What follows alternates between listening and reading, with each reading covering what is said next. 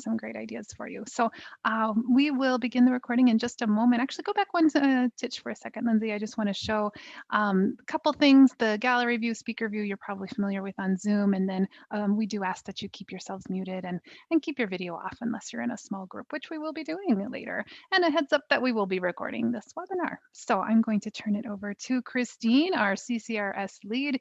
Thank you for joining us, everyone.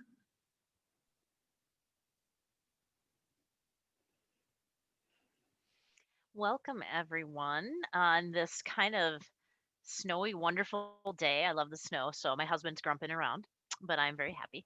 Hey, Kristine, pull And your mic down, would you? oh, yeah, There you go. usually I don't need a mic at all, but I'm so loud. Welcome to They've Got This, Fostering Independent Learners. And I'm really excited about today's webinar. We have some wonderful hosts, Patsy, who you've heard from. It was the Atlas director, Gail Rutan. Is Gail with us? She is. She's She in the background. is. Yeah, helping out There as she needed is. Thank today. you so much, Gail.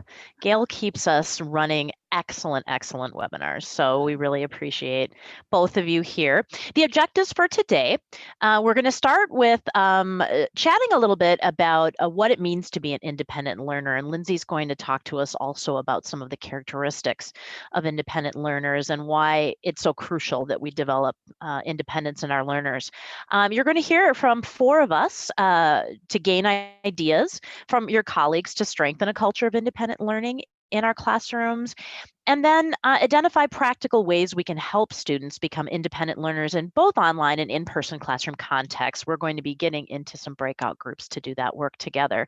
So the agenda is reflecting on what it means and what it looks like when we see a classroom of independent learners, to hear from 4 different panelists. We're going to get into breakout groups, and you're going to have an opportunity, a good chunk of opportunity to really work on how you might take some common ELA, a common ELA lesson and activities, or a common math lesson and activities, and make them more student-centered and encourage more student independence.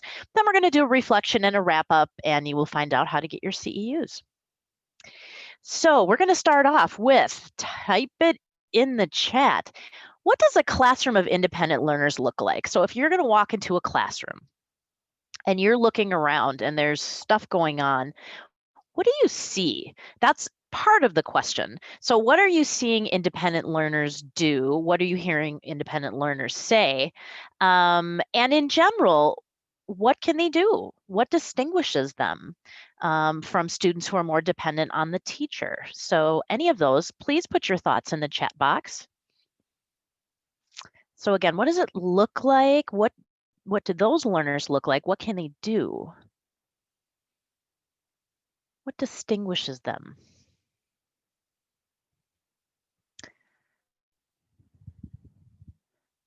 And they're flooding in. They're having discussions with other students. Yes, they have ideas on what to work on when they finish something. I like that. They manage their own classroom. They're asking lots of questions, and they can articulate those questions. They know how to look up information and ask people or check other resources.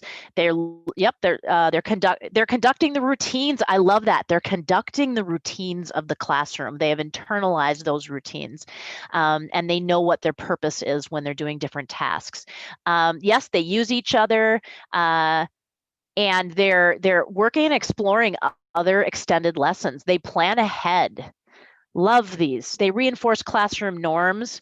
Again, they manage a lot of self-management, managing themselves, managing their time in the classrooms.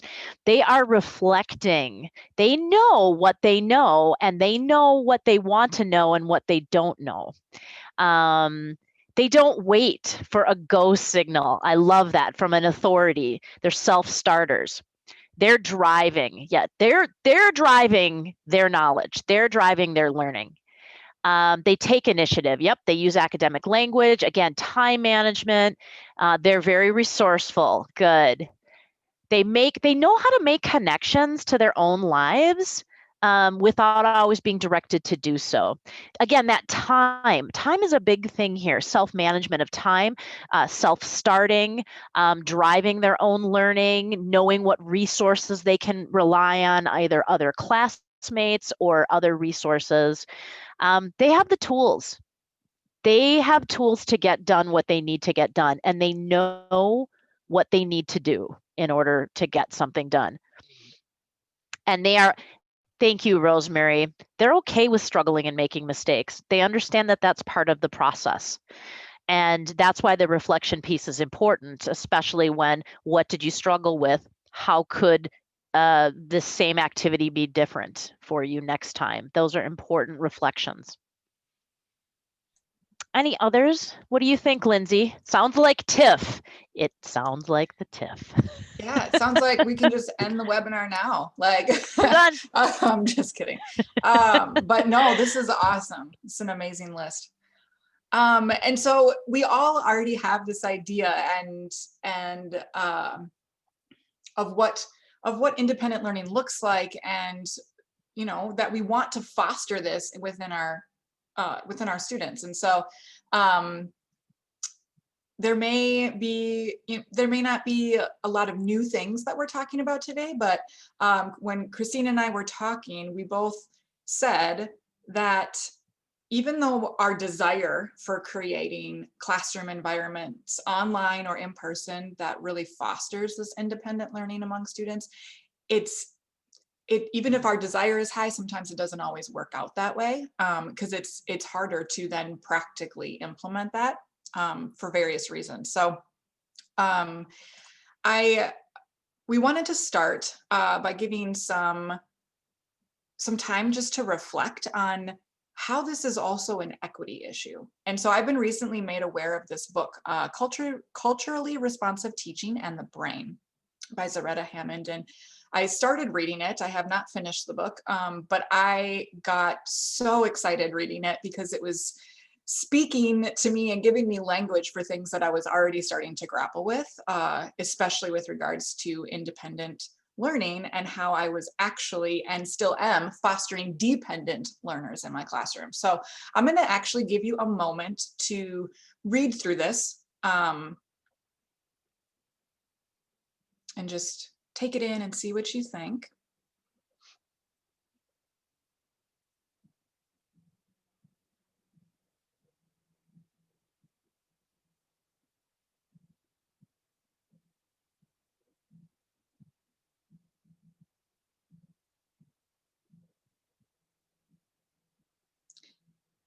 That idea of productive struggle and how important it is, and how I know it's important. I'm not going to speak for you, but I know it's important, but at the same time, it's hard for me to watch my students struggle. And so how do you do that? It can be difficult, but that's so important in order to foster this independent learning. Here's one more quote that I'll let you read.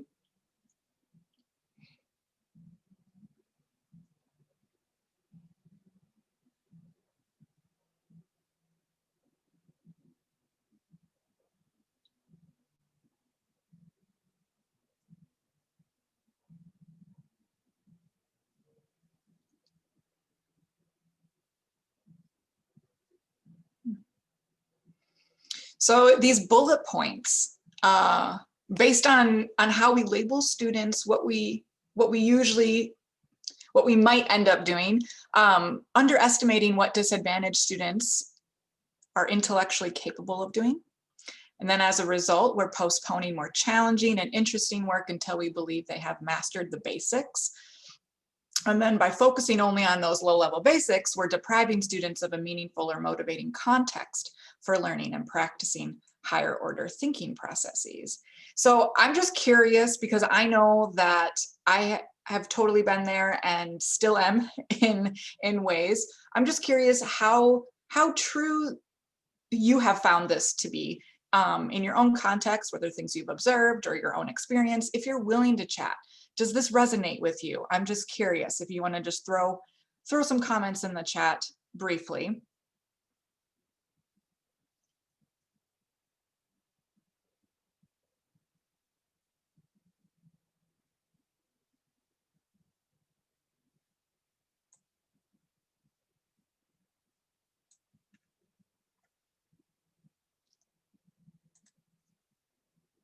I know as a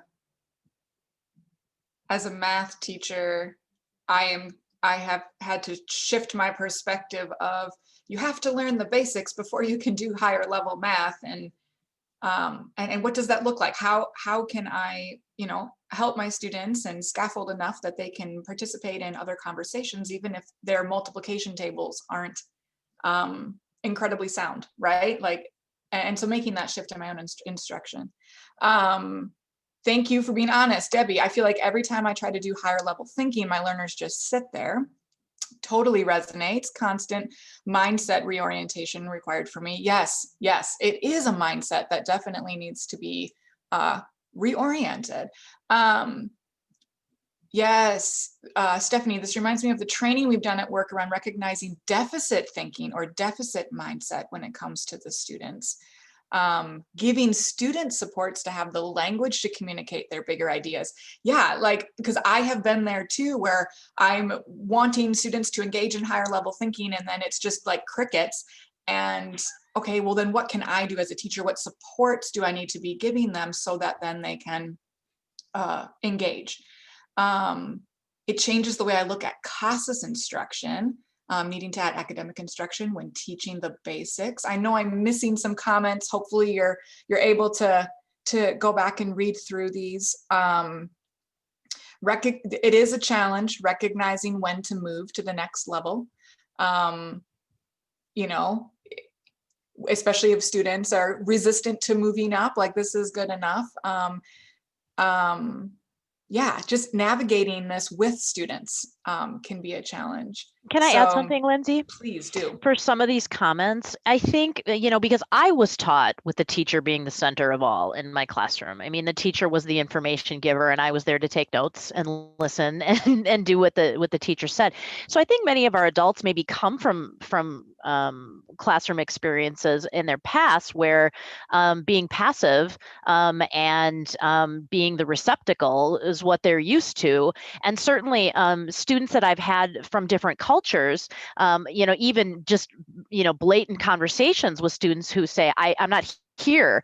It doesn't matter to me what what my classmates think. I'm here to learn from you. You are the teacher and you need to teach me. And so I think that we absolutely have to, I like this idea. We need to teach them and give them the language. We also need to talk to them if they're at a level that where we can talk with them about productive struggle, what that means, and that it is helpful and it might feel frustrating, but we're doing it because we believe in their ability to do these things. And I like Abby's just kind of transparent comment, like, I haven't always engaged their higher level thinking. And I absolutely agree from my own experience. Also, sometimes we can forget. And yeah, Patsy brings up the fact they're discouraged from asking questions. It was seen as an insult to the teacher. I don't know how many times, have you ever had a student kind of raise their hand and say, I'm sorry, but I have a question? And I'm like, don't ever be, but realizing and kind of stepping back and unlearning some of those things and then reteaching them that students, independent learners, successful students ask questions. That means they are actually paying attention and thinking about how things are going into their heads. Turn it back over to you, Lindsey. Yeah, thank you. I see comments continuing to come in, and please keep them coming. I am just going to share one more slide with you just to give more language to the difference between dependent learners and independent learners. This table is directly from the book, and this is what got me so excited, because I'm like, yes, this is what I am noticing in my own students, and I am a big problem. So dependent learners, they're dependent on the teacher to carry most of that cognitive load, always, right? Versus only relying on the teacher to carry some of that temporarily. Unsure of how to tackle a new task. I especially see this in math, students just putting down the pencil. I don't know how to do this. They won't attempt it. Versus, okay, I have some strategies and processes that I can utilize so that I can attempt a new problem or a new task. cannot complete a task without scaffolds versus regularly attempts new tasks without scaffolds, will sit passively and wait if stuck until the teacher intervenes, versus I have some strategies for helping myself get unstuck. And then this one, huge, you know, what is it? The proof is in the pudding. This is what I noticed. Okay, students aren't retaining information well, or they don't get it. It could have to do with the way that I am presenting, the way that I'm engaging my students, right? That could have a big part to do with it. So developing independent learners, that they would have then different strategies and learning how to retrieve information from long-term memory. So to what level am I engaging them? And bringing them into that learning process. So this just kind of sets it up, gives us some language, some comparisons. I am going to turn it over to Kristine, our first panelist, to share some things that she's been doing in her classroom.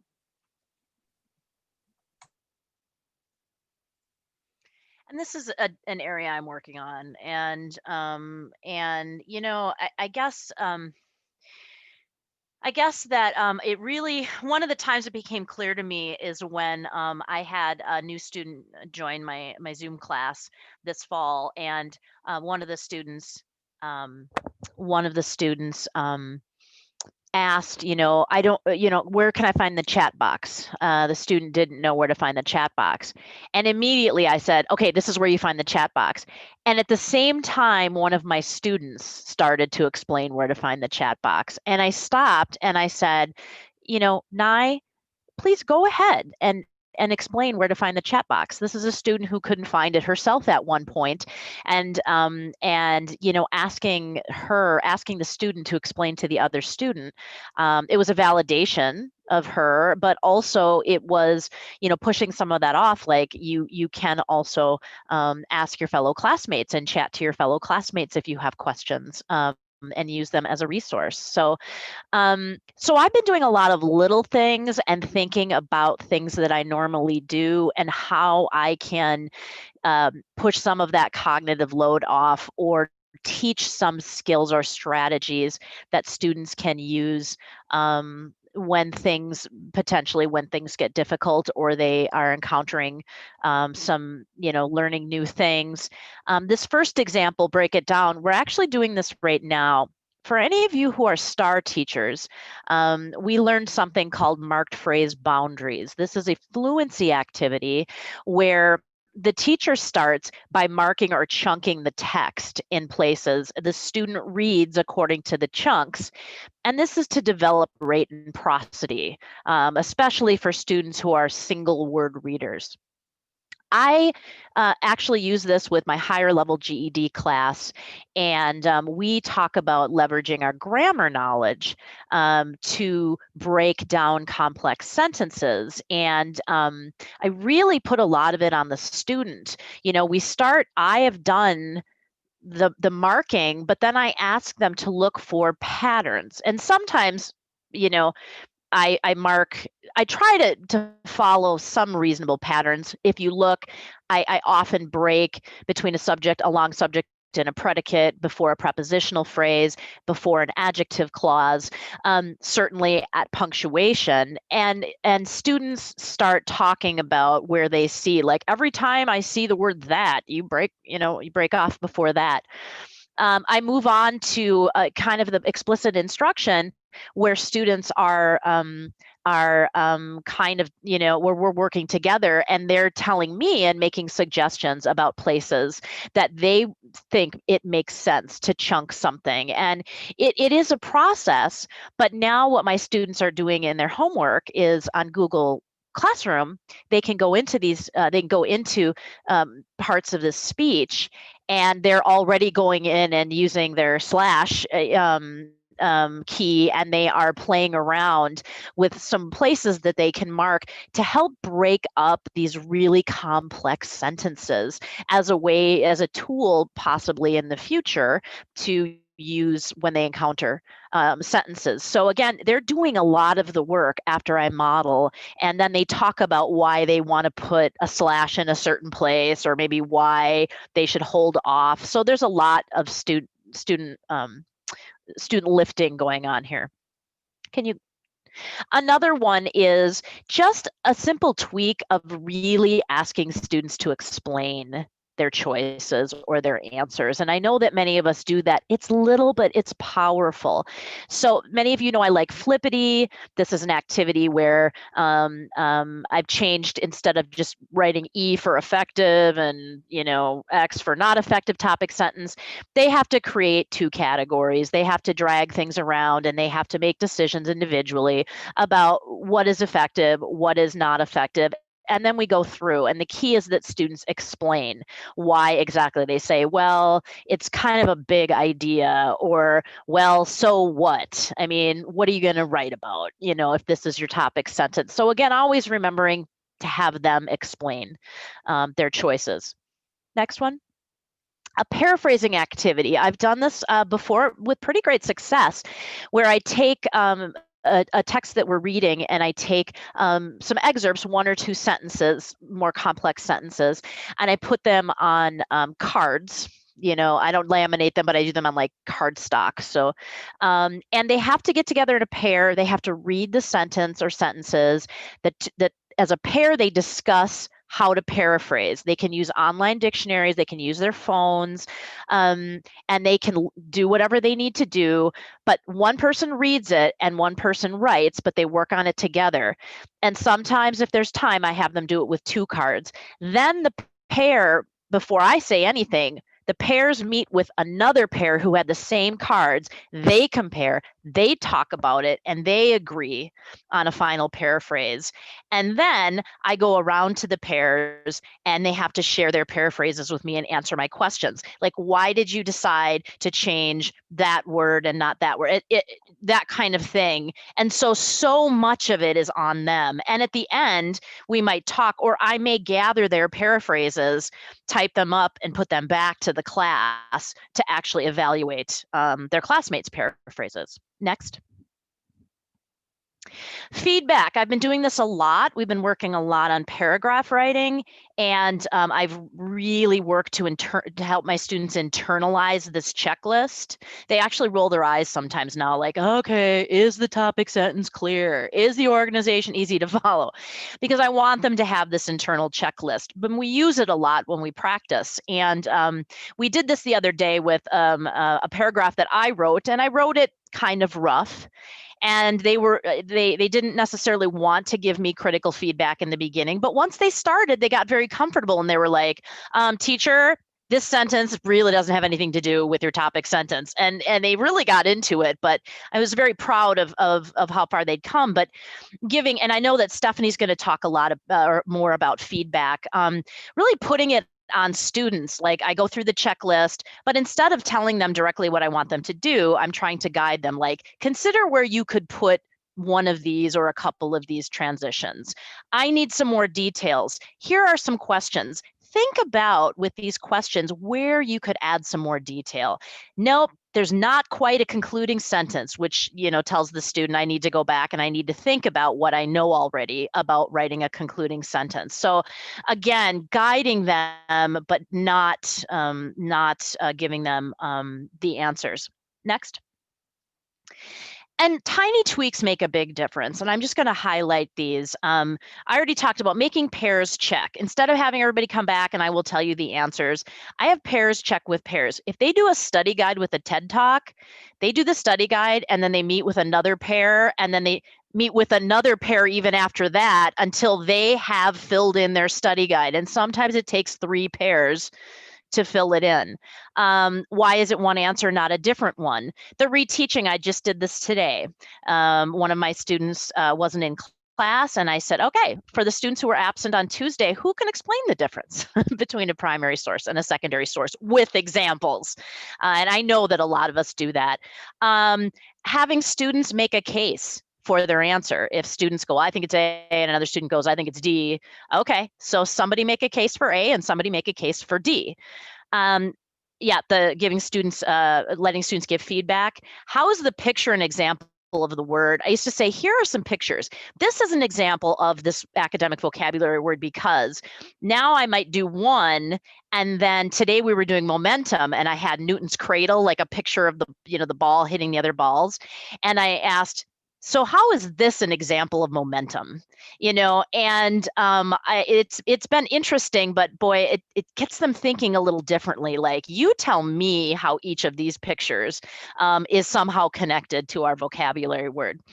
Thinking aloud through a writing brainstorm. I had a student who's brave enough to do this 2 weeks ago, and she said, okay, so I thought this was what I wanted to write about. And I went to the question right away, when? And when has happened to me when I came to America, and who I was involved in it, and my husband and my children. And she kind of talked us through how she went through the 5 W's plus H, not in order, which was fine. This is a big one for me. I used to say, that's correct because, or that's not right because, and changing it to, can someone tell us why that answer is correct or incorrect? And formative assessment all the time, every class. Students need to reflect. We can tell them how they're doing and what they're progressing in. They need to know themselves. And so they need to reflect, how did that feel working with multiple pairs to get your answers? How many answers were you able to get with the help of other people? Just having them reflect on processes. So those are just some things that I do. And thank you for the comments that are going in here. Lindsey's going to talk about some great ideas. And so there can be just little tweaks that we do sometimes to always remember. And I still stop myself like, okay, the reason that the answer is A, and I stop and I go, can somebody tell me why the answer is A? It's such a little tweak, but it's really putting the cognitive load on the students, and it is helping them kind of work through their own thinking. And Lindsey's actually going to talk about some really cool things, that work she's doing with students working with questioning. Yeah, that was awesome. Thank you for sharing all those ideas. And I just want to start off by being honest. Like I was talking about earlier, my desire to foster independent learning is pretty high. But my understanding of how to practically do that, I would say, I'm towards the beginning of this journey. My current instructional reality, I think, matches my understanding of how to practically do it. So the seed is there, it's starting to grow, but there is definitely more work to do. One thing that I have noticed that I want to focus on, and I have started to tackle that in this new year, is helping my students know how to handle intimidating questions. And by intimidating questions, I mean those questions that either students, they want to skip, or they just put their pencil down and they're like, I don't know, I'm just going to ask the teacher to help me with this one. Like, it's something that they just kind of avoid for different reasons. And so what I've done is I'm using reading skills for today's adults, and I found this article on the value of sleep, because we're talking about just different things that impact our learning. And last semester, we talked about like emotions and emotional health and mental health, and how that can impact everything in life. And I wanted to talk a little bit about the physical, this in my reading and writing class. And so this year, so I had 8 questions on the packet, and I'm like, okay, I'm going to have students go through and read the questions, don't answer them, but just pick 4 of them that they feel most comfortable answering. And so then they did that. And then this was an animated slide, so they didn't know what they were going to do with the other 4. But then I wanted to look at those 4 that they didn't choose. And then I really wanted to analyze, why didn't you choose them? Like, you obviously picked these 4 and not these 4. What about those 4 questions made you want to leave them aside? And so then we kind of, we shared as a group, okay, so number 1, I skipped because I don't really understand this question. Like, they're asking me for 2 stages of sleep. I only saw 1. So I decided I didn't want to answer that. And then I put the question on the students, okay, so then what could you do, or what could we do to help ourselves answer this question? And then they supplied ideas for how to get unstuck, or, okay, well, what could I do if I have to answer this question in the future? How would I go about doing that? And in this screenshot that I chose, I mean, I shared one that I skipped, and I skipped a how question, because to me, I'm like, oh, how means that I'm going to have to actually explain a process. It's going to take more time. The definition questions are much easier because I don't feel like that's going to take me as much time. And so anyways, I asked them, okay, well, what could I do to help myself not skip this question and get unstuck? And then they gave me some tips of like, you might have to read this 5 times. You might have to go back and really see if you understand that process on what the author is saying, so that then you can put it in your own words. So just starting this conversation, I think is helping me, and it's helping students. I'm just trying to take I'm trying to be very transparent.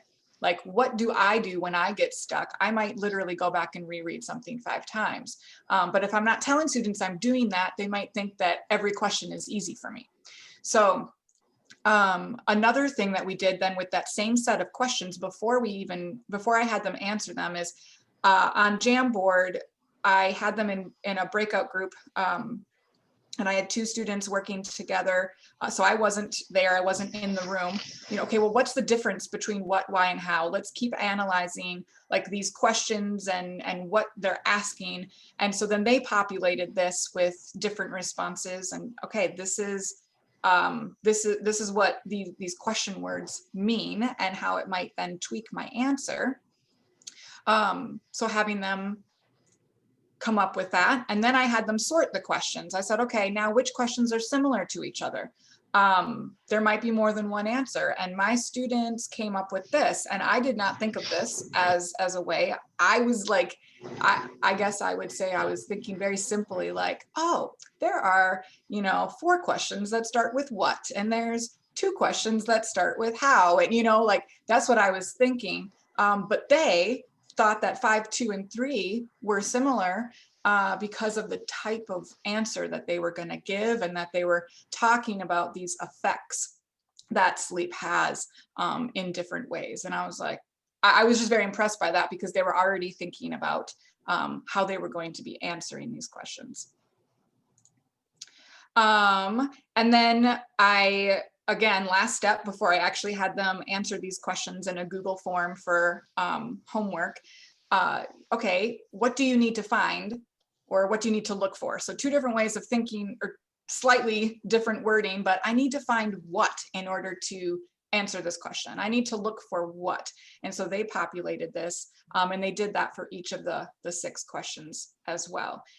So all of that was done then before I had them actually answer the questions.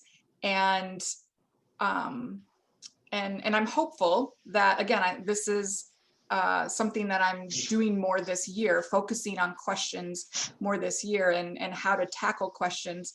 I'm hoping that over time, this is really going to empower students to understand what questions are asking. And even if it looks like, oh, I'm intimidated by this question, maybe they'll start to think of some ways that they can get unstuck. What are those strategies? What are those processes that I can engage with? So then the second thing that I wanted to share is about my math class. And because in my math class, I find that students are very resistant to attempting problems that look different than something that they've seen before. And they're kind of automatically thinking that they can't do it. And so I set up a review of some concepts in Desmos, and students loved that. It was super interactive. We reviewed what rule meant. And we also reviewed how to plot points, and then, so that was really fun. And then we went to a packet. I mailed them packets that we work through to kind of supplement the class. And then this was the page that I wanted them to work on. And so this page looks kind of intimidating. These activities were more fun, but the knowledge and the skills that they needed to complete the fun activities, they could utilize here. And so before I had them fill in this page, I said, okay, I want you to circle or mark any similarities you see between what we just did and what's on this page. Like, don't answer it, just look for all the things that you just did. And I found that to be really powerful. And so this is something that I want to make a routine in my class, specifically with math, but it could be for anything, just to start making that connection between, or to start helping students realize that every new math problem isn't necessarily new, that content and concepts we've learned, you can bring, and to bring to the table, and then have confidence that there are some things you can figure out without relying on me. So, so those are just two different things that I've been trying and playing around with this year. And yeah, I'm excited to do more. So I'm going to turn it over to Stephanie to share some ideas she has. Thanks, Lindsay. Thanks, Kristine. So my name is Stephanie Sommers, and I am an Atlas consultant. I'm the ACES coordinator, and I also work for Minneapolis Adult Education, and I wear a couple of hats over there. And I'm just going to share one activity today that comes from my writing class. And this activity, this website, for example, is probably familiar to a lot of people. Everyday Edits is a website that you can go to find many examples of these paragraph correction activities. So they have a collection of these activities for every month of the year. So I kind of like them because I guess I've always been sort of a thematic person. So you can find a paragraph to work with that is, relevant to maybe something going on that month. I know some teachers also like them because they can kind of match up if you're doing like GED prep. A lot of them have sort of a social studies aspect to them, like the one here about MLK could relate to a little bit of a civics lesson as well as being writing and grammar practice. So I learned this technique actually a few years ago at a conference. And what I really like about it and why I thought of it when I was asked to share something is because, first of all, I use it as a routine. And so something that really helps to foster independence with students is knowing what to expect and sort of being prepared when they come into a classroom to know at least how things are going to start off for the day. So when I used to meet with my students face-to-face, I would have one of these set out by the sign-in sheet, by our attendance table. When you print these out, they come two to a paper, so they'd be these little half sheets of paper. The students could just pick them up as they came in the door and they would get to work. Now in my virtual class, I present them just like this. Actually, I will use this tomorrow with my writing students. I took this right from my slides for tomorrow. And the important part to me is that I teach students this mnemonic device called CUPS to help them look for specific mistakes in the paragraph. So one thing that I have found is that when we just ask students to look for mistakes in a piece of writing, whether it's their own writing or a given text, a lot of times they're not sure what to look for. And they kind of gravitate maybe towards things that don't hit their ear correctly. And then, when I ask questions like, well, why did you think that was wrong? They say things like, oh, it just doesn't sound right to me, or I'd never say something that way. And so having this structure or strategy to use when going through an activity like this, I have found really helps. So I tell my students, we're not looking for something we don't like or something we might rephrase. Those are style choices. We're actually looking for mistakes. And the mistakes are capital letters, usage and grammar, punctuation, and spelling. And so I teach that over and over again, cups, and I just write on the board or put in the chat cups, and I ask students, remind me what the C stands for, remind me what the U stands for. And once they start to learn that, they can apply it not only to activities like this, but then hopefully also to their own writing. Of course, you're not going to catch everything. This is mostly sentence level mistakes if you use cups, but at least it starts to give a framework and some vocabulary to students to be able to guide what they're looking for so that the process is less overwhelming. And so when I do this with my students as a little extra layer of support, but you wouldn't have to do it this way, I often tell them, you know, like you can see on the screen, in this particular piece, there's one capital letter mistake, 1 usage and grammar, 5 punctuation, and 3 spelling. And that way they can kind of get right to it. They know what they're looking for, and everyone's kind of on the same page. Okay, so let's go to the next slide. So on the left side here, I just took a screenshot of what you might see if you went to the website to just kind of show you. They do have activities for every month of the year. I would say they easily have 15 to 20 per month. And then they also have these extra edits in case you run out. I actually have never looked at the Latino and Hispanic. I think that might be new. So that might be something to look at. But what I wanted to talk a little bit about is sort of the process that I go through with my students. So in order to really get at some good thinking around this, it's not just that they circle the mistakes. So when I do this with new students, they kind of want to go through when they start circling stuff, and then I walk around and I see what they're doing, and it's just a piece of paper with a bunch of things circled or underlined. Okay, so that's certainly a start, but what we really want them to do is work through kind of a process. So we want to find the mistake. We want to be able to at least have a guess at identifying the type of mistake. So is it a C, a U, a P, or an S? Because that helps us to fix the mistake. Fixing the mistake is really important because, of course, when we're trying to develop more independence, if a student can just identify what's wrong with their paper but have no idea how to fix it, they're not really going to be able to apply it to be their own editors down the line.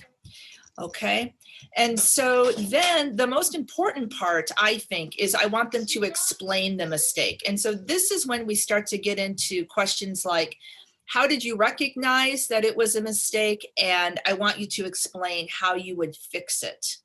A couple other things I added, some of the other presenters mentioned, sometimes when students finish, I'll put them into groups.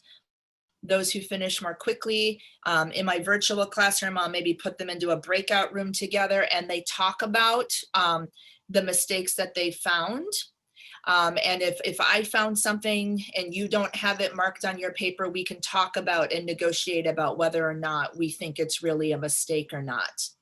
And then when everyone's ready to share, now in my virtual classroom, then we go sentence by sentence through the paragraph. And in my class, there's a few different ways students can talk about this. I use a Schoology, which is a learning management system. So I can turn on an interactive whiteboard and students can write right on my slides.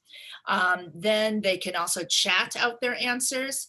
And especially when someone maybe circles something on the screen, but they don't put more of an explanation, I'll ask them to unmute and talk about why they recognize something as a mistake. So if we can go to the next slide. So in my class, I usually have a slide in my slide deck that's just kind of the uncorrected version of the paragraph. That's what you see on the left. And this is where the students would be able to get on there with the interactive white tools, circle things, underline things. Some of my students have learned how to use a text box, and they'll put a text box on the screen. And another really valuable thing about this this activity is it's a great vehicle for having students talk about their thinking and to give experience with recognizing patterns. So for example, some of the questions I might ask would be things like, what did you notice in the text that helped you to identify there was a comma mistake in the first sentence? So if you look at closely at the first sentence of this particular example, you'll notice, anyone want to say what they notice?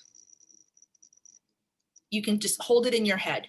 What you should notice is the comma after king is missing. So normally there would be a comma between a name and then that suffix junior, for example. And so if you look at the title, you'll see the comma is there, but then in that first sentence, the comma is missing. And that's something I've noticed they tend to do in these, like a word, if a word's repeated in the text, it might be misspelled one time, but other instances not misspelled, for example. And so I think it's a great opportunity to teach students, like, the text is there to provide you some clues. Look at it closely. What do you notice? Oh, you notice there was a comma in the title, but not in that first sentence. Well, which one do you think is correct? And then if then we could talk about, yes, that is a comma rule. There should be a comma between king and junior, for example. Another thing, another example of a question I might use specific to this text would be, what punctuation rule did you apply to help you identify the mistake in the last sentence? So if you look at the last sentence of this example, you will notice that I have a dream should be in closed quotes, because of course that's the name, and you see the quote before the I, but not after dream. And my students might recognize that. And then we would draw on, sorry, I put a timer on. We would draw on our prior knowledge that quotes always come in pairs, right? A couple other examples of the types of questions I might ask. How did you know that you needed to add an S to the end of that noun or verb? What other word was a clue? The example we looked at last week had like numbers in front of some of the nouns, like to, chair, for example. So the to tells me chairs should have an S, right? How did you know that that X needed to be capitalized? What rule did you apply? What type of sentence is this? How does knowing about the different sentence types help you when looking for mistakes? So another reason I value this activity is we do a lot of work on sentence deconstruction, sentence combining, and we can look for examples in this paragraph. And if we see like a compound sentence, but there's no comma before the joining word, then we know that's a mistake, and it helps us to revisit some of that, some of those academic language skills that we practice in our class. So that's all I have for you. This is really a great activity, and I'm looking forward to hearing from Amber. Hi, everybody. So I'm Amber Delliger. If you don't know me, I am a teacher for Metro North Adult Basic Education. I am currently housed at the Anoka Ramsey Community College. I work as a math instructor / student success coach for students who are below college level, so our ABE students who are attending college. And so I am going to be talking to you today about some things that I do. So one of the ways that we have really worked, especially in this transition to online learning, to create more independent learners and to foster independent learning is to flip our classroom and really think carefully about our ACEs skills skills and how we can build those in a flipped classroom model. So I have a couple tips that I have found to be really helpful, mostly because I learned by not getting what I wanted out of my students and out of myself. So one of the things that happens often is, what am I supposed to do? Students, if they're not sure what they're supposed to do next or not sure what's happening, that can create a lot of lost learning time. So one of the things that I found has been really helpful is in my online classroom structure, is to create what I want them to do before class and articulate it in a really careful way. So if you see that the first screenshot is actually from the class that I teach. We don't use Google Classroom, we use D2L because we're a part of the college. But in every single section, I try to identify using action words what I expect them to be doing. So they're going to be previewing text. They're going to be making sure they have their guided notes. They may need to print their guided notes. They're going to watch a video. And in there, I tell them how long that video is going to be. And then they're going to be doing practice problems. The idea is that students are then able to manage their time differently because they know what I'm going to expect them to do. They know exactly what kind of action and how long it's going to be taking them. This enables students to then make their own choices about when and how they are going to do their practice before we come together in class. The other thing that I've tried to really use structure to help is, what do I do if I get stuck? So obviously online learning for math can be really challenging and students need a lot of support. And so one of the things that I have is I have a ton of resources built into my course. And I try to make sure they're easily accessed for all students. So I have, you can see the second screenshot is of our tutoring resources we have available on campus. I've also started what I call the Get Stuff Done Club. So a lot of students really struggle with building in time into their schedule to do things outside of scheduled class time. So by sharing a time where they can come and get stuff done, it isn't a tutoring session, or it can be if they need it, but it doesn't have to be. So I have space open where if they want to get a study group going, I have a Zoom room open, I can throw them in a breakout room. Or if they just need to have somebody in, like I'm on Zoom, you're on Zoom, you're working, I'm working, but at least it's a scheduled time to get stuff done. They have that ability. So I really try to go out of my way for my students to have ready access to all of the resources. And so what that really helps is, I believe in the ask 3 before you ask me. So my students will be able to use these resources that are clearly laid out on our class homepage. And then in addition to these, I encourage students to post their questions first to a class discussion board and give them space. I try not to interact very much on the class discussion board. So they can post any kind of question they want about the course, and their peers can come and help them. And I see Abby's comment here about the Get Stuff Done Club. So I'm calling it the Get Stuff Done Club rather than office hours. There's a lot of research that's coming out that says students are really intimidated by the idea of office hours, that it's the instructor's time to be working and that they're bothering the instructor. So I called it student hours last semester, and it was pretty successful. But students were having this additional need of like, I can't schedule time to do anything and actually get it done. So we're going to try to make it seem less intimidating by calling it the Get Stuff Done Club. So maybe you have a question, maybe you just need to work with somebody, maybe you have a study group, but trying to be like, we all need to get stuff done, and it's really easy to procrastinate when you're online and you don't have to see me face to face. Go ahead, let's go to the next slide. So I am going to talk a little bit about Jamboards. So I have been utilizing Jamboards synchronously and asynchronously in my instruction, and I have a couple of really good ways that you can use them to have students have more ownership over their own learning.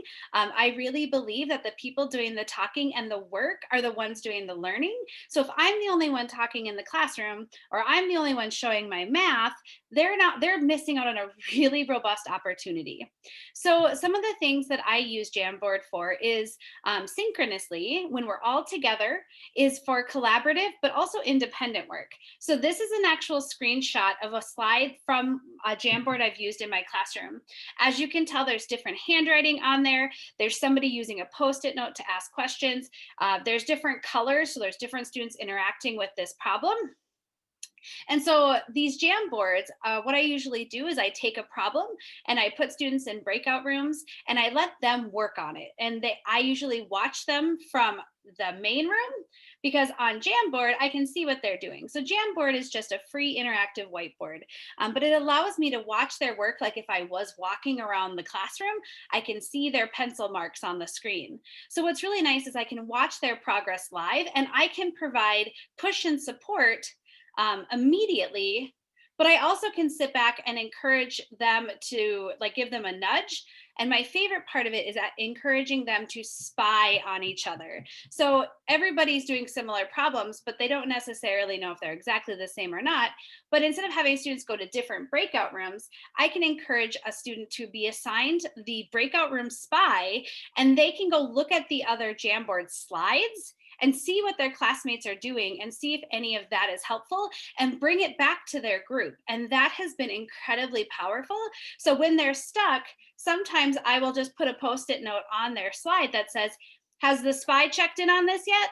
And given them that nudge to be able to do what they need. Additionally, these Jamboards are fantastic because they're a record of their learning.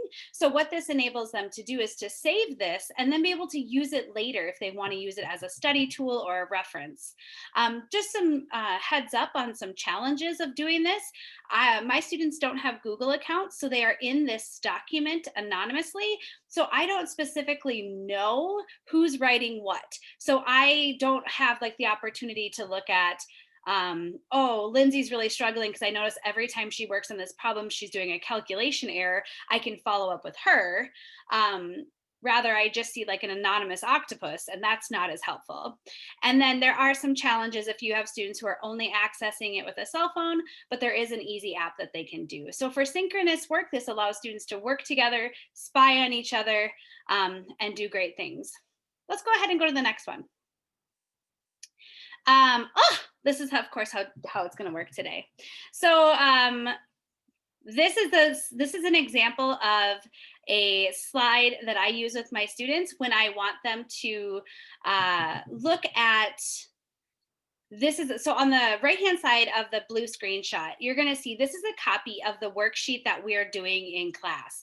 And so what I'm doing this for is a reference. So I want my students to say, I'm connecting this to what we're doing in class, and I'm pulling it out of there. So you should have seen this before. Here's where you would have seen it, and then try to use my words in a way that mimic exactly the same as the directions on the worksheet. So you'll notice that I really encourage speaking in my class. So explain your answer mathematically. So we have to work on a lot of prompts of how we would answer that question. But this is just a way of how I will show students and make those connections to, here's where I got this from. Maybe you should check in with that. Go ahead and go to the next one. And then this one is an example from a class that from last semester, about encouraging them to justify their reasoning and their thinking with their team.